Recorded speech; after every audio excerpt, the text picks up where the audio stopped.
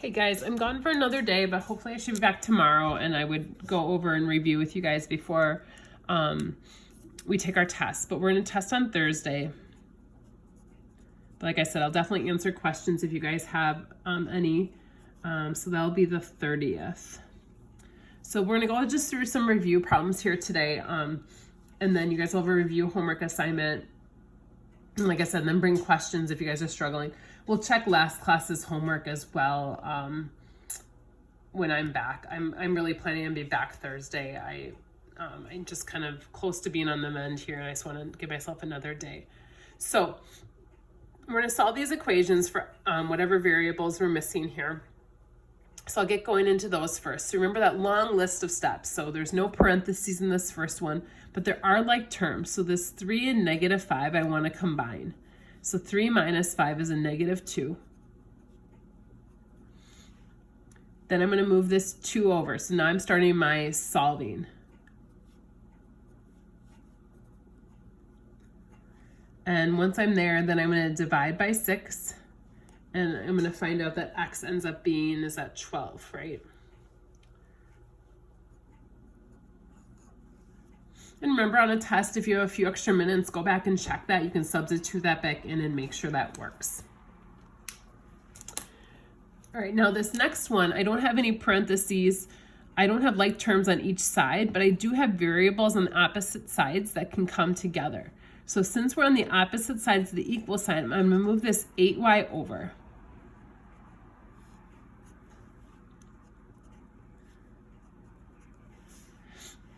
And then to get this alone, I'm going to divide by 2. So y ends up being 21. Now, example 3 does have parentheses. So I'm going to distribute that.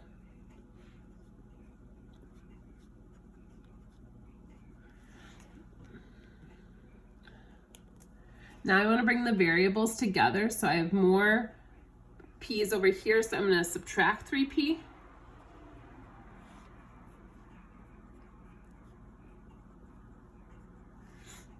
Now I want to get that p alone, so I'm going to move the 15 over. Don't let the fact that you get a decimal in this one scare you. That's totally okay. So I get 12p equals 17. I'm going to divide by 12. So p ends up being 17 over 12. And that's simplified, so I can just leave it that way. We actually kind of like improper fractions in algebra, so leave it that way. If you really have to change it, it would be 1 5/12. These next couple, they want us to translate them. So take them from words to math. So product, remember, means multiplication. So times product of 2 and a number increased by 5. Now, nowhere in here does it say this has to happen first. So we can just multiply. So 2 times a number, and I just use the variable x, and I don't use the times symbol because that gets confusing. Increased by 5, so plus 5.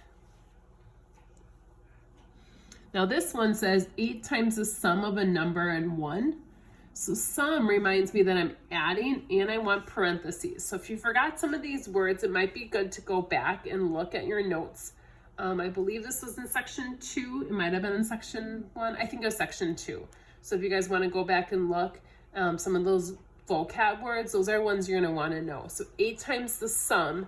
So that reminds me to put that in parentheses of a number and 1. So the difference between those two and where I need parentheses and where I don't.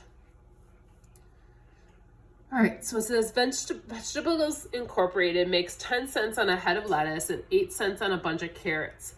Last week, a total of 12,900 heads of lettuce and bunches of carrots were sold, with a total revenue of $1,174. How many heads of lettuce and how many bunches of carrots were sold?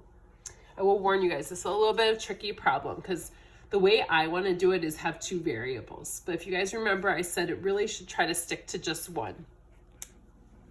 So I know that the lettuce and carrots together need to add up to this 12,900. So I'm going to call L my lettuce. Actually, why don't we use C for carrots? Because L is kind of a weird variable. So let's go C carrots. Well, if I know how many carrots I have, to figure out how many heads of lettuce I have left, so let's say I have 500 bunches of carrots, I would take this number and subtract 500. So the amount of lettuce is 12,900 minus the number of carrots, if that makes sense. So if I know how many carrots I have, then I take the total number and I subtract the number of carrots. Now we know they make 8 cents on a bunch of carrots. So every time they sell a carrot bunch, they make 8 cents on it. Now they make 10 cents on the head of lettuce. So I'm going to take this number and multiply it by 10 cents. Oops, that should be a comma. I guess I don't need that there. And that needs to equal our total revenue, which is the 1174.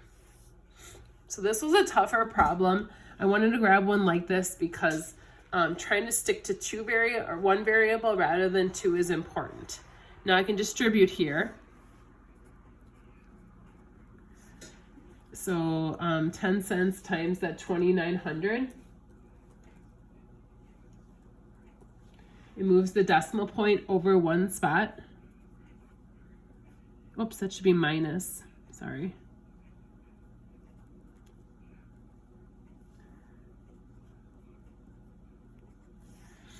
So now I have these like terms.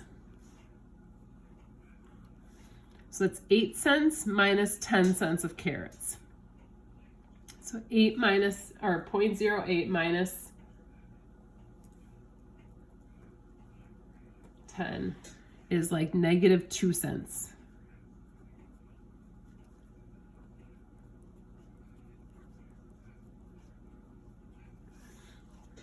And this is tougher probably than anything you'll even probably in your homework, but I thought it'd be good for us to do a tougher one, especially with the decimals.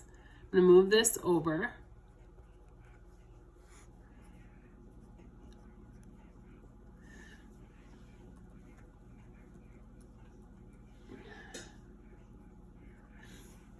So I'm going to divide now by this negative 0.002.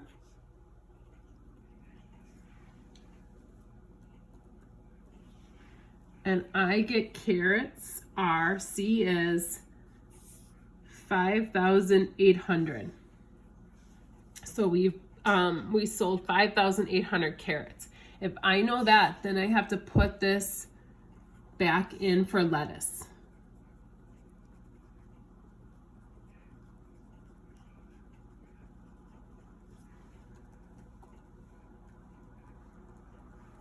And so the lettuce